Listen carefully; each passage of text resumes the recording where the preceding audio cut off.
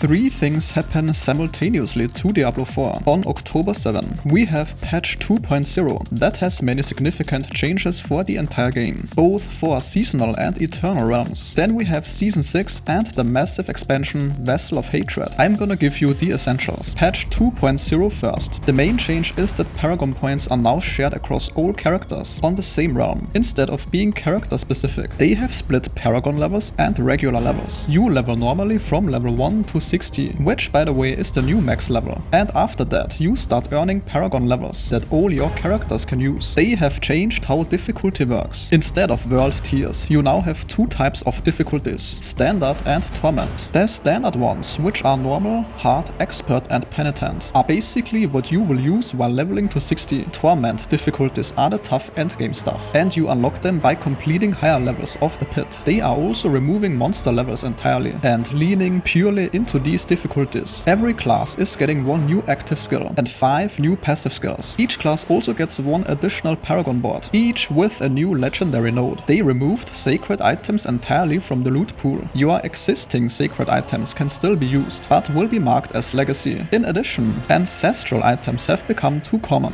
so the developers transform them into actually valuable endgame items. Moving on to the Vessel of Hatred expansion. Basically, Narelle has Mephisto's Soulstone, and this is where things kick off. If you haven't played the base game, there will be a recap and you can jump right in. You don't have to play the base game. The new region is called Nahantu. It has 6 new eras, with 4 of them being jungle themed. There's a new class called Spiritborn that can call on these 4 different spirit animals to help them fight. An eagle, a centipede, a jaguar and a gorilla. Each one has its own style. The eagle, for example, is all about precision and mobility, while the centipede does poison and crowd control. There is this new thing with runes. Basically, you can put 2 different runes in your gear to ultimately make rune words. There are 2 types of runes you need for this. If you do whatever the ritual rune asks for, you get something called offering. Then once you have built up enough offering, the invocation rune kicks in with its effect. It lets you do some cool stuff like use skills from other classes, but you can only have 2 rune words active at once. For group play, they are adding the Dark Citadel co-op endgame dungeon. This one is hard and requires teamwork for the mechanics. And then there is the Corrust Undercity, which is essentially a timed dungeon that can be done both solo and in a group. You can now hire these companions called Mercenaries. There are 4 of them,